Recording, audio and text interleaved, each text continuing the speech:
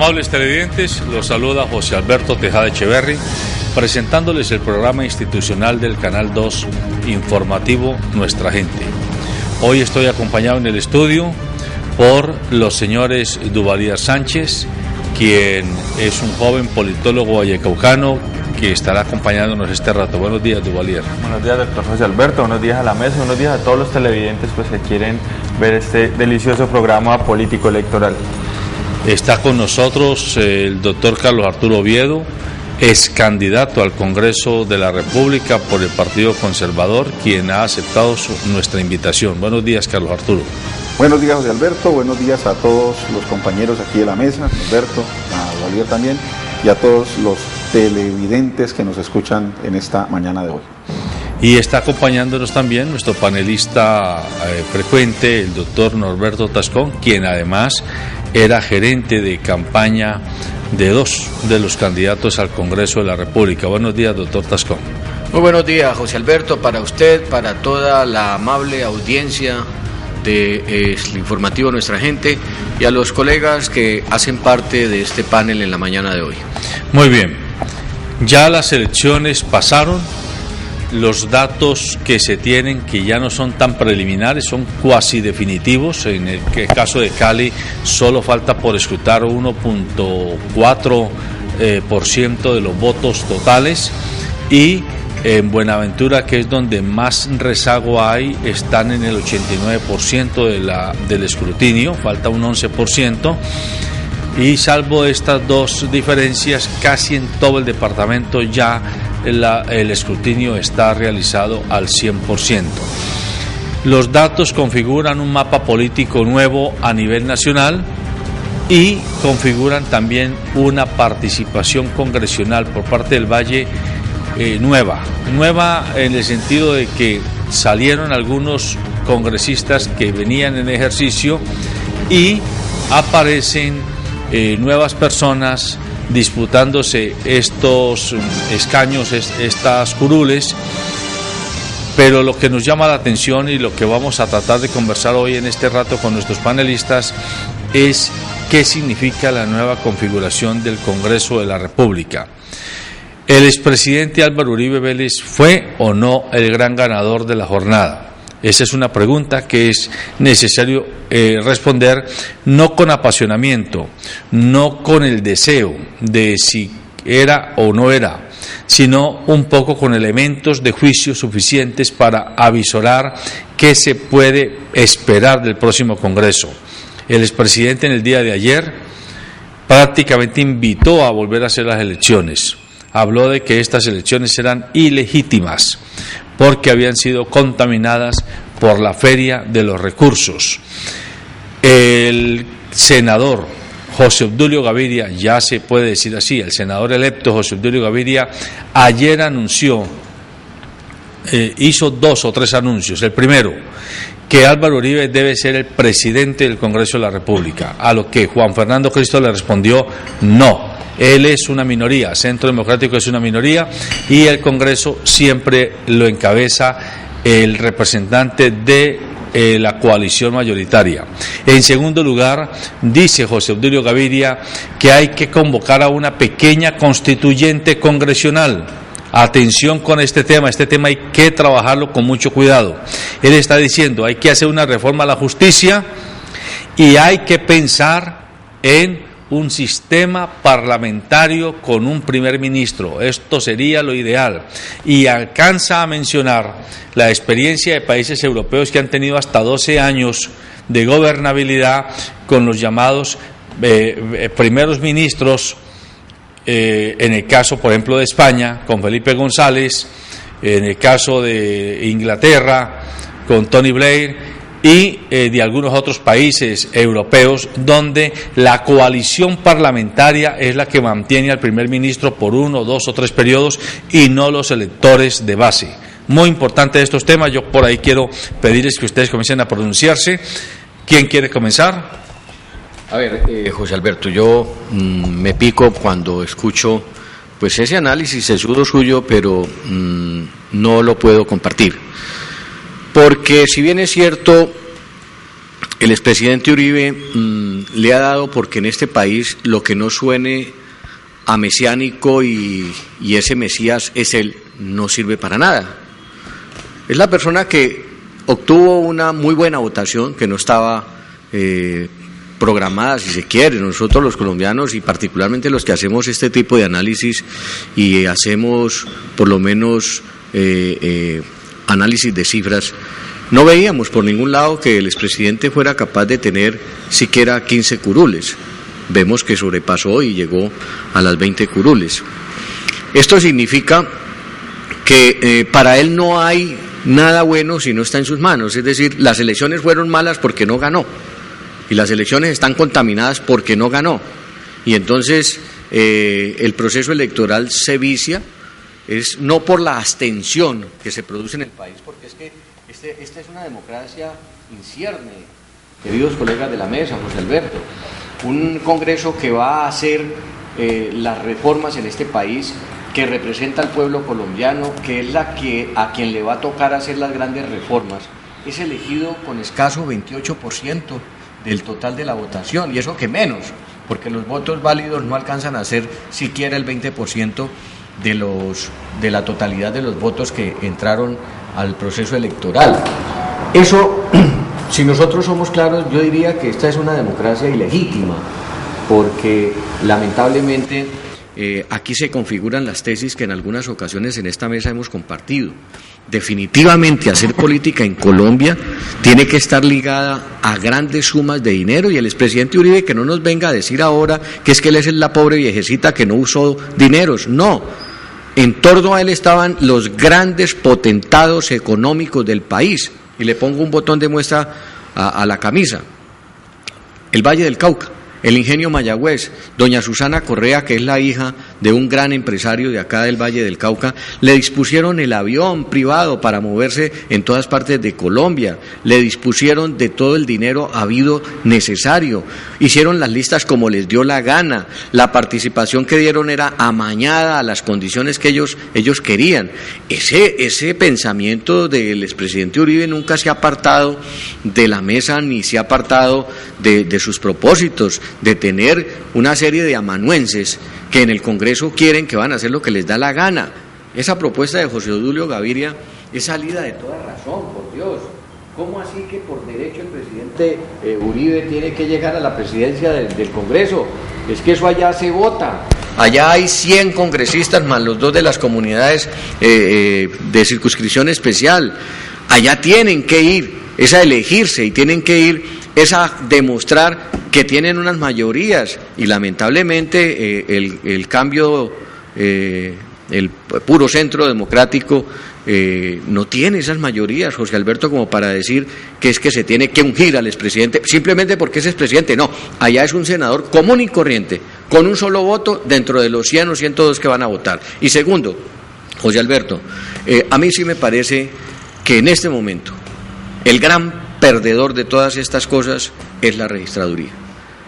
Esa cantidad de votos nulos, esa cantidad de votos en blanco, esa cantidad de votos que ni siquiera se marcaron. 300.000 votos entre los nulos y los en blanco. Y lo otro es que no estamos todavía al portas de cumplir la ley, porque eran las últimas elecciones que se deben hacer en Colombia con el sistema de tarjetón. Ya la registraduría tiene que prepararse para que electrónicamente se vote, y estas próximas elecciones territoriales van a ser prácticamente el ejercicio con que la registraduría tiene que implementar la norma, salvo que amplíen el periodo porque no se tienen las condiciones. Pero amén de ello, toda esta serie de denuncias que se están haciendo, la falta de llegada de la gente a votar, las dificultades, prueba que en Colombia, José Alberto, hay que darle paso definitivamente a la eliminación de la reelección del Congreso, de la financiación del Congreso, es decir, que el Estado financie totalmente las campañas. Hay que darle paso a la reelección inmediata, hay que eliminarla porque es una figura que no está haciendo buen provecho. Hay que implementar el voto obligatorio, y la más importante, que los congresistas sean capaces de modificar la ley quinta, que es el estatuto de funcionamiento del Congreso y que por ende se replica sobre las entidades territoriales para que no tengan ningún tipo de amarre. Se viene ahora el proceso presidencial y esperamos sencillamente pues que en Colombia las cosas se van a polarizar como ya lo está haciendo el expresidente Uribe cuando en el tema de la guerra. O queremos guerra o queremos paz. Ahora es o queremos Uribe o no queremos Uribe. Carlos Arturo, antes de que usted intervenga, el expresidente Uribe ayer tuvo un lapsus. Cuando lo entrevistó Vicky Dávila, él se refirió, bueno, la nueva correlación de fuerzas va a permitir afianzar la candidatura presidencial de Óscar Iván Zuluaga y a la vicepresidencia de Marta Lucía Ramírez. Así lo dijo, yo lo escuché. ¿Qué significa eso para ustedes los conservadores? Pues a ver, José Alberto, yo quiero... Hay muchos comentarios que se han venido desarrollando frente al tema. Yo quiero referirme, por ejemplo, al derecho que tiene, pues entre comillas, el presidente Uribe de ser el presidente, el expresidente Uribe de ser el presidente del Consejo.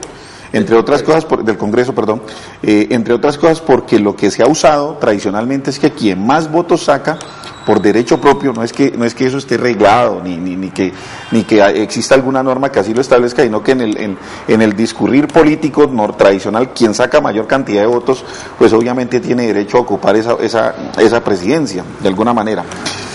Con relación a la pregunta, yo creo que va a suceder de pronto una situación, una sorpresa, se va a dar una sorpresa en términos de la elección presidencial. Yo creo que definitivamente la primera vuelta presidencial va a estar bastante reñida. Digamos que las fuerzas están inclinadas en términos del... El Congreso ya plantea un escenario propiamente desde el punto de vista, digamos, de la presidencia. Nosotros vemos, por ejemplo, que el partido de la U tiene 2.200.000 votos. Digamos que en sana discusión, quien debería ocupar la presidencia del Congreso, doctor Norberto, no sería Centro Democrático, que tiene la segunda votación nacional, sino que debería ser el partido de la U, porque pues el voto preferente, digamos que le está dando la posibilidad sí, al presidente Uribe de poderse tomar todos los votos, los 2 millones y algo de votos, pero realmente quien mayor cantidad de votos saca es la U, y sería la U quien podría ocupar esa presidencia. La otra cosa es que yo creo que Marta Lucía Ramírez en términos electorales va a dar un golpe muy fuerte, salvo que se resbalen hacia el lado del presidente Uribe, muchos de los que en la convención trataron de desestimular, digamos, las bases del partido, pues obviamente que la ventaja en este momento la tiene el presidente Santos. Si llega a suceder que en la primera vuelta queda, como lo esperamos los conservadores, Marta Lucía con Santos, lo más probable es que Uribe termine apoyando a Marta Lucía Ramírez, quien entre otras cosas no está lejos de las posturas o de la cercanía, exactamente, no está lejos, además porque fue la que implementó la seguridad democrática cuando fue ministra de la Defensa. Entonces, si usted suma esas dos fuerzas están dando alrededor de 4 millones de votos, o sea que el partido ahora arrancaría con 4 millones de votos si el Partido Conservador se inclina hacia Centro Democrático, mientras que el partido de la U y el partido Cambio Radical, que serían las otras dos fuerzas, no alcanzarían sino escasamente los 3 millones de votos, o sea que esa pelea va a estar bastante interesante. Yo me quiero referir a 2 puntos. Uno, que hacía mencionar ahorita el doctor Norberto Tascón, y es el tema de la democracia, el tema de la institución en las elecciones, y es que tenemos una democracia deficitaria donde la gente hoy, digamos, o vota mal o no sale a votar, o si vota en blanco. ¿Eso de qué nos habla? Nos habla de que el Congreso hoy no representa a los colombianos, punto. Hoy el Congreso no representa ni a las bases populares, ni representa a la clase media, que son en últimas quienes se desbordan a votar masivamente o deciden no votar, y esto va a ser crisis en algún momento. Estoy seguro que esto en algún momento va a ser crisis. Es impresionante cómo la gente, el desánimo por ir a votar era casi generalizado. O sea, no había nada que los motivara a salir el domingo, y más con lluvia, perfectamente en su casa. Entonces creo que o el Congreso y la clase política hacen la tarea, porque es que no la hacen. Es que los congresos, desde que Álvaro Uribe Vélez fue presidente, todo el Congreso pasó sin dar discusiones ni debates, todo se aprobaba como si estuviéramos en la época del Frente Nacional. Es impresionante cómo el Congreso dejó de ser un espacio de debate.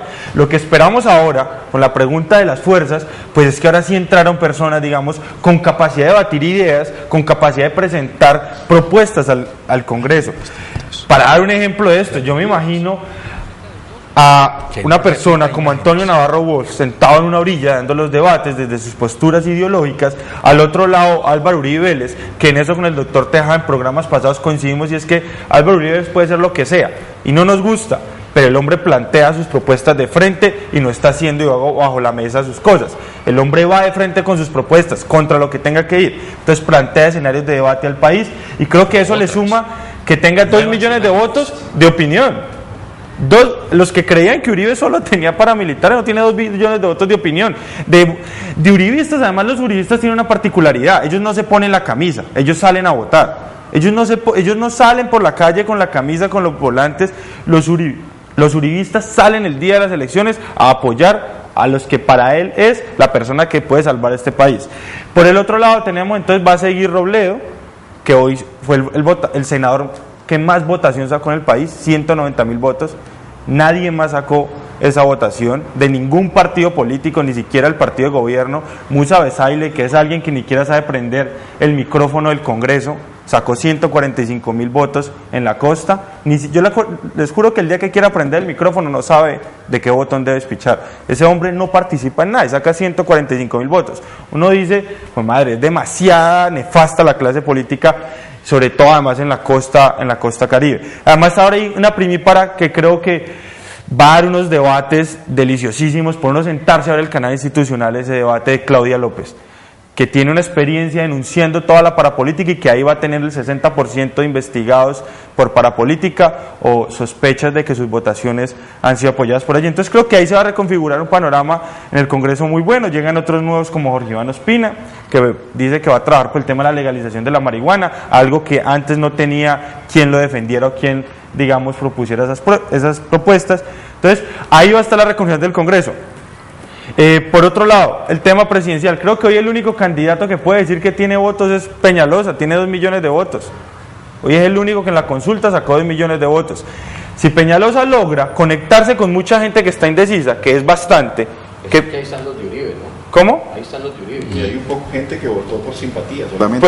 Pues es, pero otros también. Si usted mira el escenario, el único candidato que puede representar algo diferente y si se aleja del uribismo es Peñalosa, si se logra alejar del uribismo. Yo hubiese preferido que quedara Camilo Romero, que me parece que era una opción diferente, que lucha contra la clase política tradicional, además porque en el tema joven creo que sí estamos renovando la política con personas como él, pero hoy creo que en el escenario, desde el análisis, pues Peñalosa y la consulta verde le va muy bien, y Peñalosa, si ustedes lo ven entre los candidatos, Marta Lucía, Oscar Iván, el mismo presidente Santos, es el único que tiene en sus propuestas unos elementos diferenciadores, porque es el único que habla de otros temas, más allá de la seguridad, más allá de familias en acción, es el único que habla de otros temas. Entonces ahí, digamos que tenemos una reconfiguración del Congreso, un problema en las instituciones y un candidato que hoy es el único que se ha contado pues por el hecho de la consulta. Preocupante lo del Valle del Cauca, 4 municipios que están con más del 10% sin escrutar: Yumbo, Cerrito, Guacarí y Buenaventura. Eso es supremamente preocupante. Hernán Sinisterra en Buenaventura tiene 12.000 votos y el que le sigue tiene 1.000 votos. Y es el candidato del alcalde Bartolo Valencia, y yo no creo que Bartolo sea el alcalde más popular para decir que va a endosar su buena imagen a su primo. De hecho, hay una columna del 2013 de Daniel Coronel donde dice quién mató a Stalin, y menciona a Bartolo Valencia y a Hernán Sinisterra, y genera allí unas dudas y dice: ¿quién investiga esto? Desde el 2013 se viene cocinando esta candidatura que hoy tiene todas las miradas desde los medios de comunicación, porque las irregularidades además en los E14, Carlos Arturo, ayer hablábamos de esto, los E14 son evidentes. Les doy un ejemplo. En el E14 el número 111 aparecía con 35 votos, y en el E14 al final, me regalas acá un acercamiento, en el E14 aparecía con 35 votos el número 111, doctor Tejada. tenemos una foto de ese mismo E14 donde le han hecho esto. Y aquí la voltearon así y quedó como un 9. Pasó de 35 votos a 95 votos. Y como ese es... ¿Y eso en dónde fue exactamente? En Buenaventura, ahí está mesa 5, zona 4, puesto 4. Pero lo que yo, perdóname, Eduvalier, pues un poco para hacer un análisis un poco más grueso como lo que tú estás haciendo, lo primero decir que el sistema electoral es necesario revisarlo en toda su amplitud, es decir, es necesario que el sistema electoral se revise ampliamente. Por ejemplo, el tema de solamente permitir que la gente vote durante 8 horas. Yo creo que eso es un error de la democracia. Nosotros tenemos que avanzar a sistemas democráticos en donde el voto pueda ser anticipado y en donde la gente tenga mayor tiempo para que lo haga. En una consulta partidaria que hubo, en una consulta del Partido Conservador, y creo que del Polo y de otros partidos, en las elecciones hace también unos 4 años, sucedió que las elecciones se cerraban a las 4 de la tarde.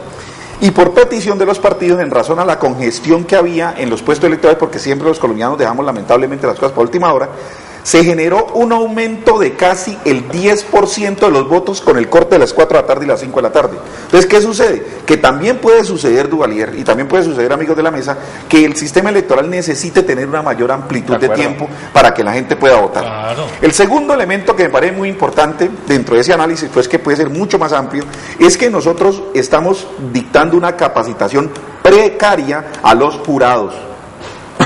Y eso sumado a que la dinámica de los testigos electorales, que los que estamos aquí en campaña supimos lo que se vivió en su momento, que muchos de nosotros solamente el sábado por la tarde, solamente el sábado al mediodía, logramos obtener las credenciales, y si la registraduría se equivocaba con un número, con una mesa, pues simplemente nos desconfiguraba completamente el proceso de vigilancia electoral. Y tú, Duvalier, lo tienes que haber sabido, porque recuerda que yo fui el gerente de vigilancia electoral de la campaña de Guerrero, y tú supiste la trasnochada que nos tocó pegarnos de la noche del sábado al domingo, porque resulta que los testigos electorales, digamos, no los pudimos tener a tiempo.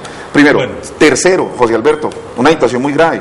Yo no he querido salir a hacer denuncias de fraudes ni esas cosas, porque a mí me parece que si uno sabe lo que está pasando allí, que es mi caso particular, y uno no busca los controles, pues obviamente usted tiene que someter a lo que está sucediendo allá. Pero mire, por ejemplo, una situación tan grave como que los jurados estaban entregando las bolsas de los votos y los E14 y todo el material electoral, pues que es con el que se hace el escrutinio posterior, las están entregando abiertas a los jefes de las zonas.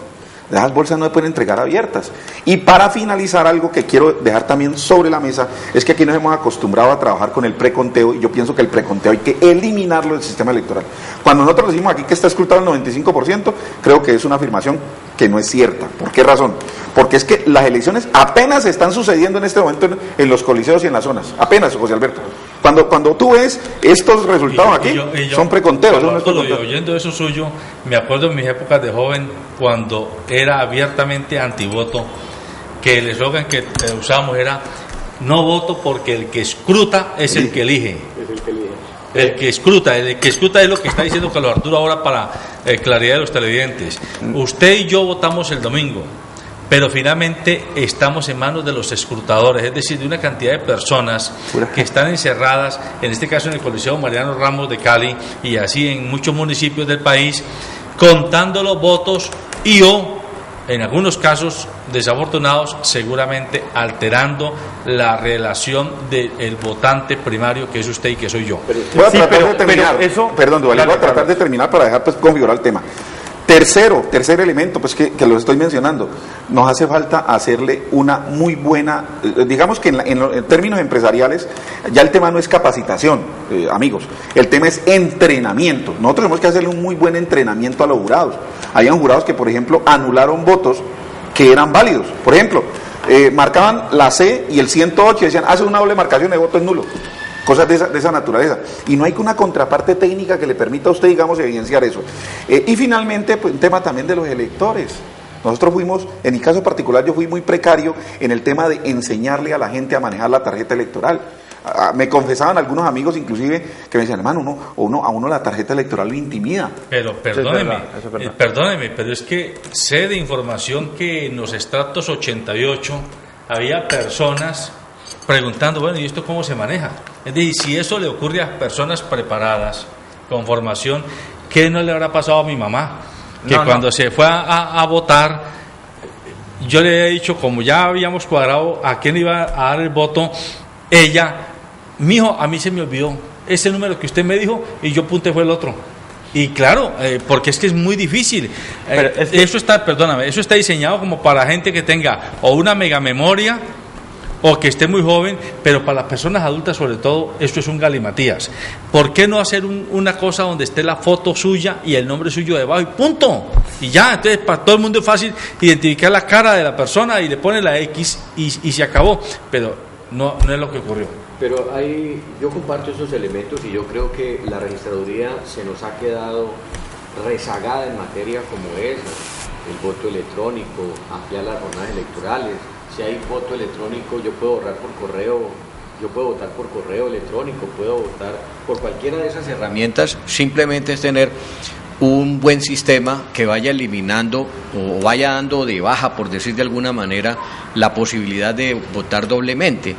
Pero es todo acomodarse a una tecnología que la registraduría poco a poco avanza, a pesar de que, por ejemplo, ya hoy no se puede hacer suplantación de votantes, etcétera, pero comparto, sí se ha quedado rezagada en el entrenamiento de los jurados. Lo que dice Carlos es válido. Unas empresas que mandan un listado de gente simplemente porque trabajan en sus empresas, pero que ni votan en su vida, inclusive llegan allá y votan hasta en blanco o ni votan en el mismo puesto de votación donde les toca o en la mesa donde les toca. Y en ese orden de ideas, cualquier cantidad de problemas que ha presentado la registraduría, desde el empadronamiento claro que debe tenerse de las gentes. Pero quiero hacer referencia específicamente, ese es un tema que Duvalier tocó y que deja una situación que a mí particularmente no me gusta, en razón a que soy parte interesada y me cae parte de la mugre, para no decirlo de otra manera. Y es el tema de Hernán Sinisterra y Edinson Delgado con respecto a Buenaventura, Duvalier. Yo con el mayor respeto puedo decirlo que no existe un fallo, ni imputación de cargos, ni contra Edinson Delgado, ni contra Hernán Sinisterra por la muerte del concejal Estal. Allí hay una serie de conjeturas y el hecho de que lo haya dicho Semana no quiere decir que eso sea veredicto de la Procuraduría o de la Fiscalía, etcétera. Entonces no se puede seguir juzgando a la gente sin llegar a un proceso válido y verdadero.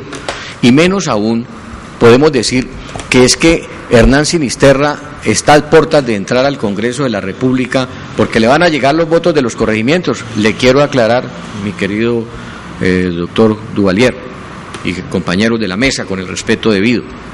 Hernán Sinisterra es un hombre que vino del campo. Es un campesino de Buenaventura, un hombre que nació batiendo el oro para poderse subsanar y fue víctima de la violencia y se tuvo que desplazar a Buenaventura. En Buenaventura se convirtió en concejal, primero en presidente de una junta comunal, luego se convirtió en concejal por 2 periodos y uno que estaba haciendo, del que renunció, porque ni siquiera es concejal, renunció para asumir la campaña. Y hay un elemento que es mucho más importante adicionalmente, y es que la política Hernán Sinisterra la hace de base y la hace precisamente metiéndose a esos corregimientos. Una de mis peloteras, por decirlo de una manera, confesándolo hoy, con Hernán Sinisterra, en razón a que yo era gerente de su campaña, era la poca presencia de él en el Valle del Cauca, es decir, fuera de Buenaventura. Y cada que lo llamaba andaba en un corregimiento.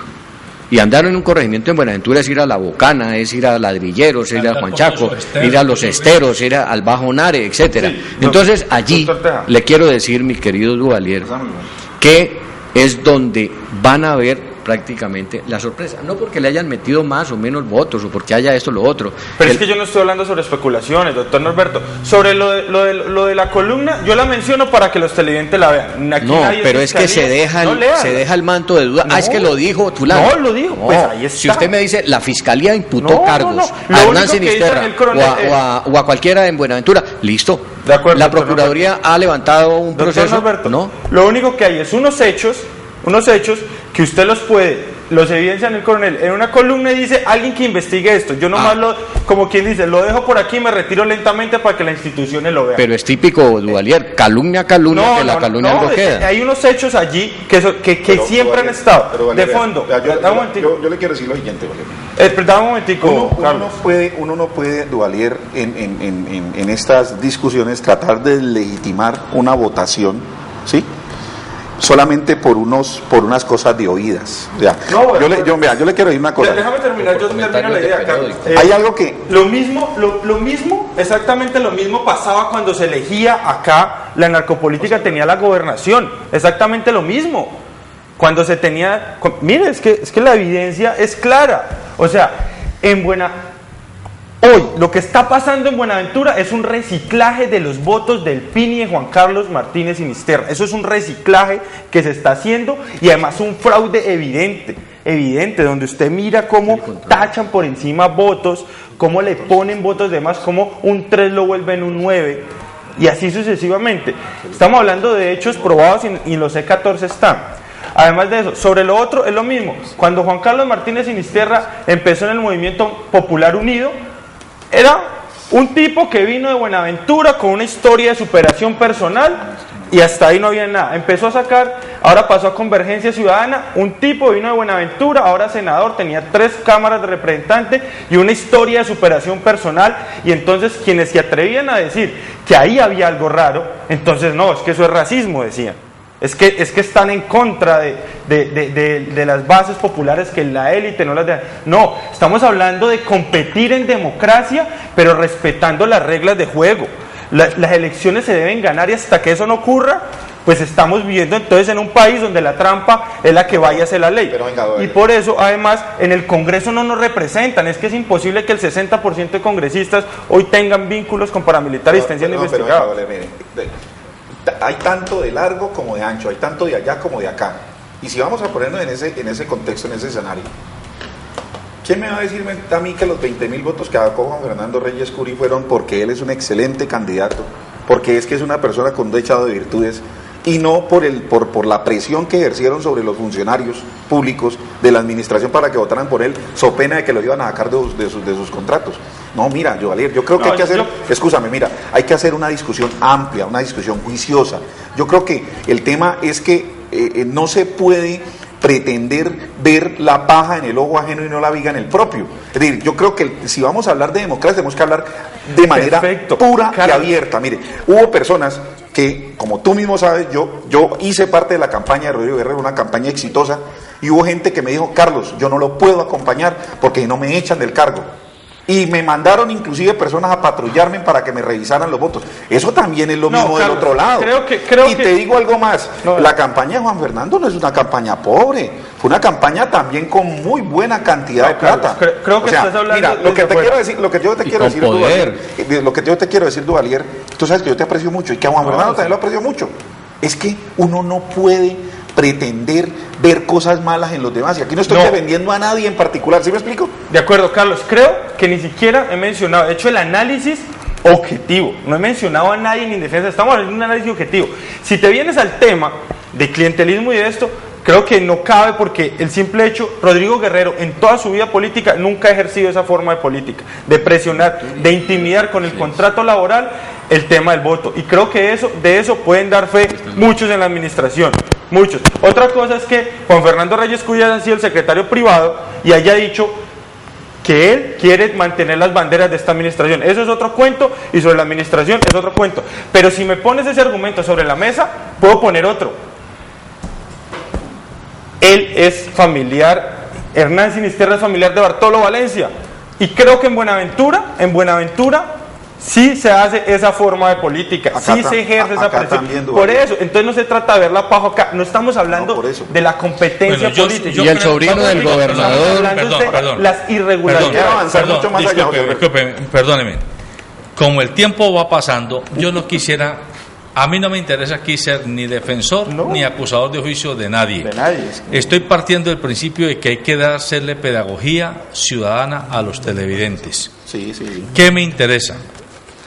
Cada quien ya sabrá, y el propio elector tiene que tener alguna capacidad de discernimiento con respecto a quién es el que está aprovechándose, digámoslo así, de dineros mal habidos o de condiciones de poder mal habidas para hacerse al Congreso. Quisiera pedirles a ustedes que hagamos una aportación de fondo. El próximo Congreso va a participar y apoyar en el proceso de negociación con las FARC, a juicio de ustedes, sí o no. Sí. Y se va a dar, y en qué condiciones. Y en segundo lugar, ¿ven ustedes factible que con el nuevo Congreso Juan Manuel Santos sea el siguiente presidente de la República, o hay condiciones para pensar que vamos a tener otro presidente? Esas son las dos preguntas que quisiera que ustedes traten de... José Alberto, voy a tratar de terminar algo que finalmente pues aquí con la sana... Pero no personalicemos más el debate. Con la sana discusión, digamos, en el sentido, mire, es que nosotros y los partidos políticos nos olvidamos de hacer política. Los partidos políticos no están haciendo política, están haciendo electorerismo. Y entonces uno no puede llegar o pretender escuchar o generar unos resultados electorales importantes en un proceso electoral que es absolutamente coyuntural, ¿sí? Cuando usted no ha hecho política, cuando usted no ha presentado ideas, cuando usted no ha hecho la labor propiamente, digamos, del proceso de ser el vocero de las comunidades frente al Estado. Los partidos políticos tienen que definitivamente hacer formación política, es un elemento importante. Contésteme las preguntas. La primera pregunta, yo creo que efectivamente el proceso de paz es un deber respaldarlo de los partidos políticos, lo tienen que hacer, fue el rótulo de mucha gente hablando del tema de la paz.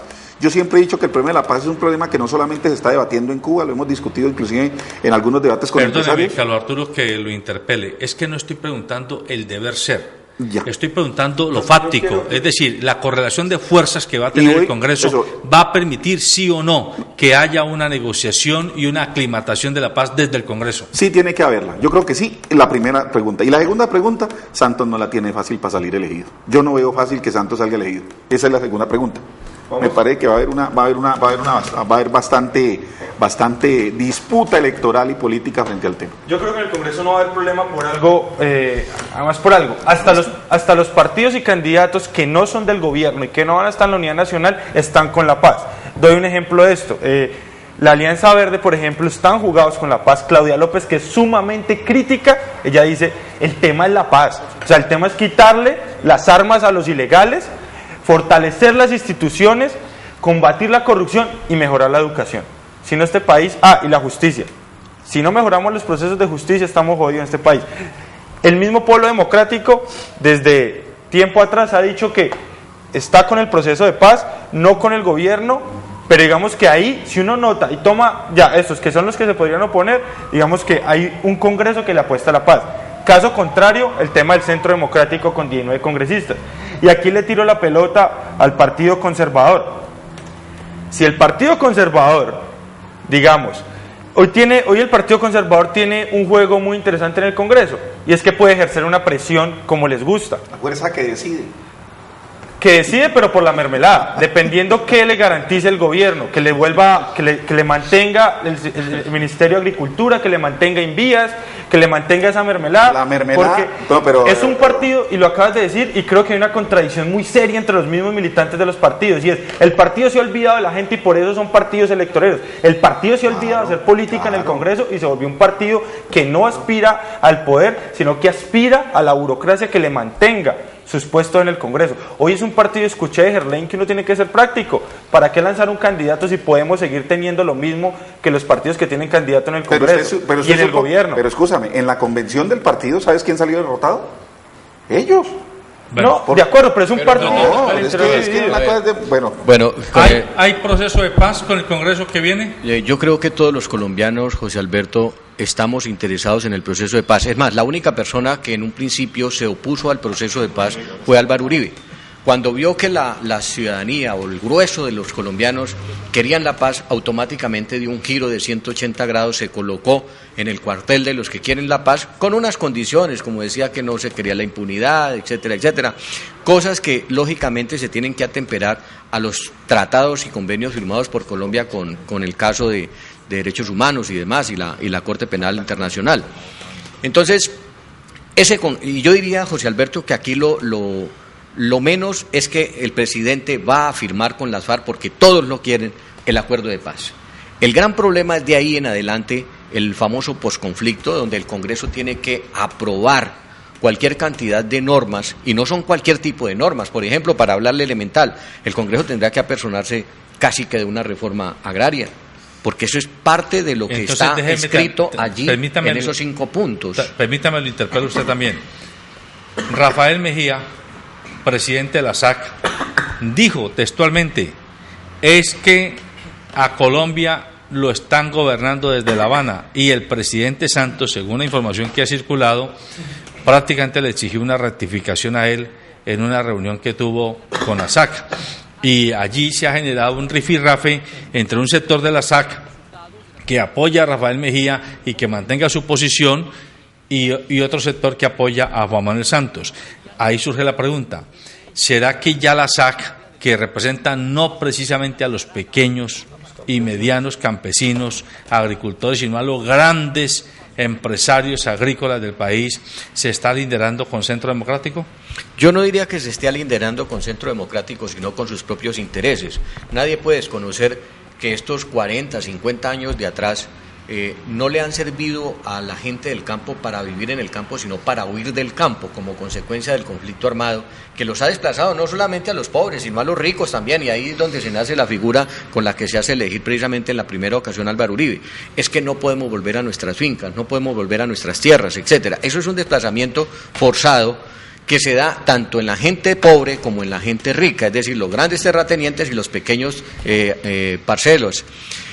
Esto significa que habrá necesariamente en el Congreso que actuar, y allí es donde a mí me parece importante, fíjese usted, que Álvaro Uribe hubiese sacado ese número de congresistas, porque necesitamos no un Congreso amanuense, necesitamos es un Congreso deliberante, y por eso lo he venido diciendo, el Congreso de ahora tiene su gran reto, o le da la razón a la FARC cuando dice queremos una constituyente, o le da la razón al presidente donde dice el país tiene unos órganos que se eligen como delegación del constituyente primario, en este caso el Congreso de la República, y tendrá que asumir con la responsabilidad debida todas las aprobaciones de las leyes, no dándole gusto a unos o a otros, sino básicamente haciendo posible que en Colombia podamos tener una aclimatación del posconflicto, y amén de la reforma agraria que se está pidiendo, y no la piden solamente las FARC.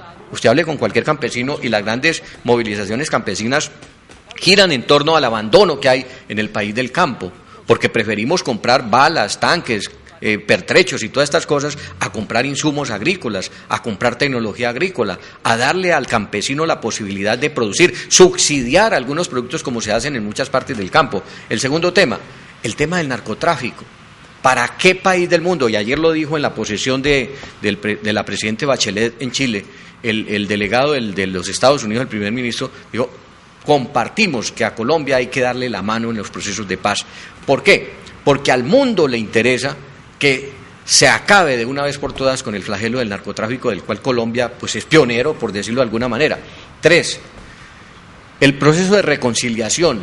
La reconciliación se hace es entregando, porque es que a las FARC no las han podido derrotar. Las FARC están todavía allí y hay que darles participación. 4, se viene ya en la aclimatación del posconflicto para que en el Congreso se apruebe, y se ha dicho, vía referendo, lo que van a aprobar estas comisiones que están reunidas allá. No como lo han dicho, es que ya eso está cocinado, no.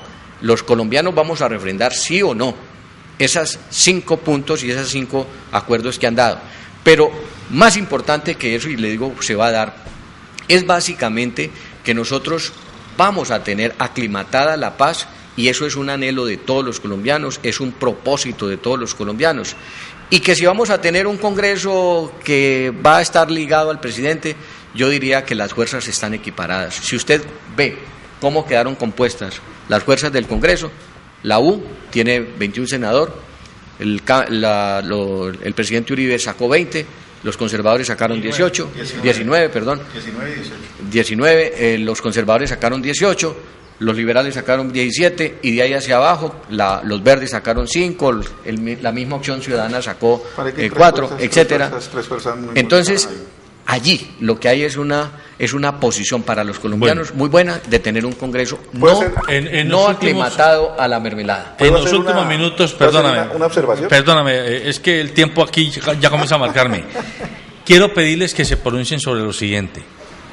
Estas elecciones muestran definitivamente que Colombia es un país derechizado, o digámoslo de otra manera, que la izquierda tiene poco espacio político en las contiendas electorales y en la capacidad de propuestas, de concretar propuestas que lleguen a la ciudadanía, porque lo que uno ve es que el polo perdió, definitivamente perdió.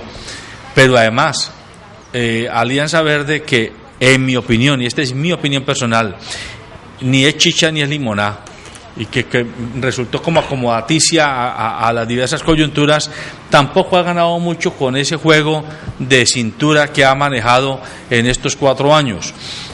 Y eran, en teoría, las dos fuerzas distintas a el establecimiento. Pero por otra parte, ¿será que al polo se le castigó por haber expulsado al Partido Comunista, por haber desechado alianzas con Marcha Patriótica, por haberse separado de Petro y haberlo sacado a sombrerazos? Traten de hacer ustedes una pequeña aproximación a este tema. Quiero hablar sobre eso. El polo, de los 8 congresistas que tenía ahora 4 años, solo 3 volvieron a aspirar. El resto estaban por fuera. Camilo Romero por fuera, Guevara por fuera, Avellaneda por fuera, Mauricio Espina no volvió a aspirar. Bueno, se me escapan, pero solo Robledo, Alexander y no recuerdo el otro, volvieron a aspirar, solo 3, el resto... Pero migraron, Ospina migró a los verdes. Es que no. Nunca ha estado en el polo, Alberto, nunca. Bueno, y además era Mauricio, no Jorge Iván. Ya, pero lo que uno sí ve, lo que pasa es que creo que el verde termina siendo, y escuché una entrevista de Claudia López, ellos no son izquierda, nunca lo han sido, y creo que en este país, en el espectro ideológico que plantea Sartori, no hay un país izquierda más allá de lo que pueda representar Marcha Patriótica o Partido Comunista. La izquierda, ideológicamente hablando, y sus posturas son antisistema. Eso define un partido de izquierda, de resto son de centro izquierda.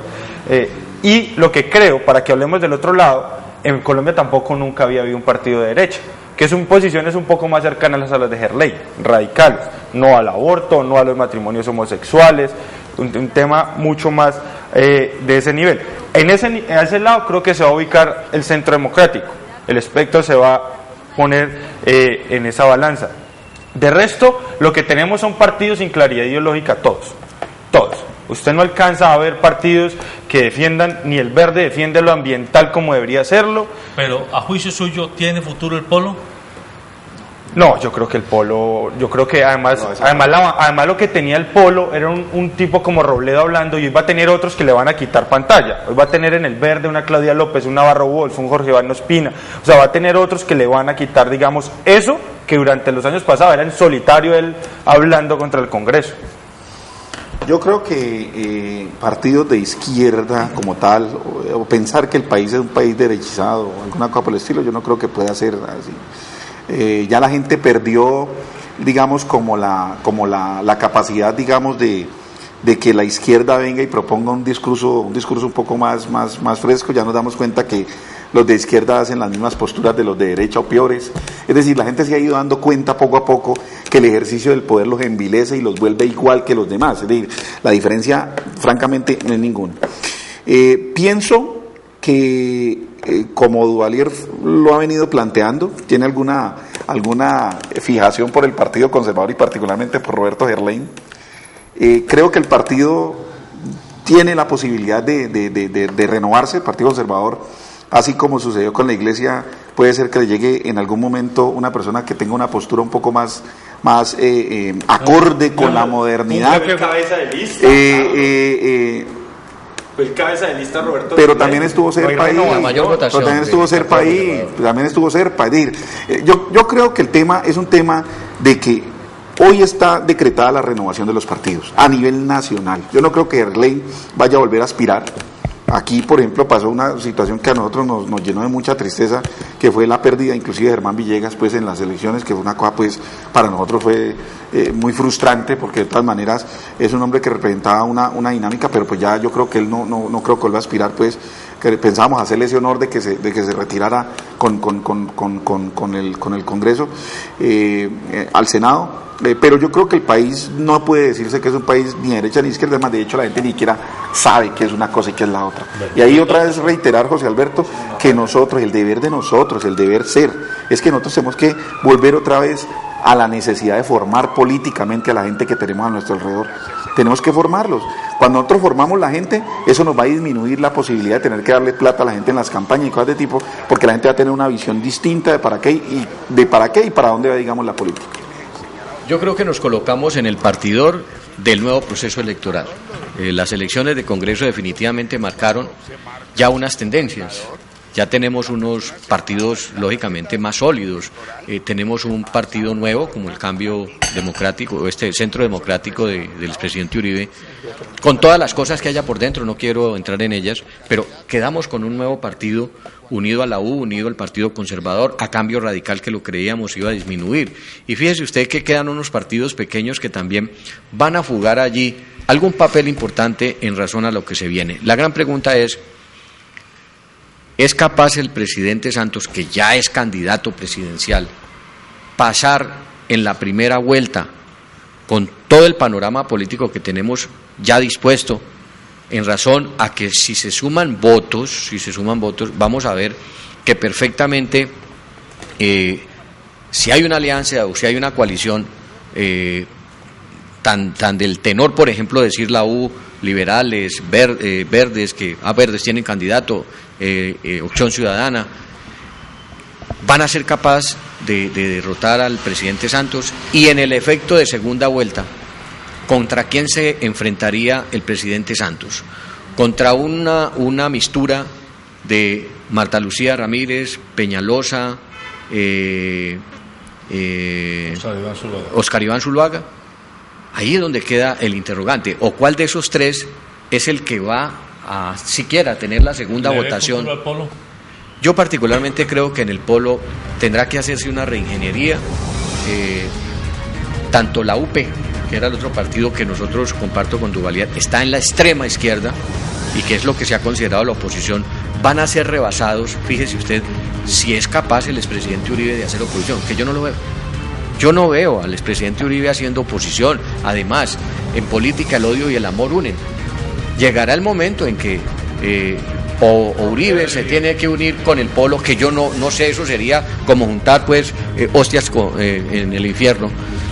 Y la otra postura es ver Uribe haciendo el efecto, por ejemplo, por Peñalosa, si es que Marta Lucía y Oscar Iván se retiran para darle paso a Peñalosa, porque es que yo le digo, esa consulta del Partido Verde, donde el candidato tiene más votos que sus propios elegidos, es una consulta como la que le pasó al Partido Conservador con Noemí Sanín y Uribito, donde queríamos, para hablar de alguna manera, enterrar la aspiración de Uribito, que era el exministro de la Agricultura, y derrotar a ese exministro para que saliera la canciller Noemí Sanín, que al final tampoco dio ningún resultado contra Santos. Bueno, el tiempo se acabó. Aquí el tema es, amable televidente, y yo me tomo las palabras de Carlos Arturo Oviedo, hay que dar educación política a nuestros niños y a nuestros jóvenes para que cuando llegue el momento de ser ciudadanos y electores no sean fácil presa de las componendas y del tráfico electoral. Porque un país donde la gente no tiene claro ni siquiera qué es el Congreso, cómo están conformadas las dos cámaras, por qué tantos senadores, por qué tantos representantes, cuál es su papel, como igual lo es tampoco saber cuál es el de la Asamblea, cuál es el del Consejo, cuál es el papel de un alcalde, de un gobernador, etcétera. Es un país que es fácil presa del mercado persa, de la compra y venta de votos. Así que el mensaje es elemental pero contundente. Hay que educar, y este es un llamado a los maestros, docentes. Yo vi por ahí en las listas, creo que del Partido Verde, de la Alianza Verde, a Winnie Chávez. Yo conozco a Winnie Chávez desde que el diablo era chiquito.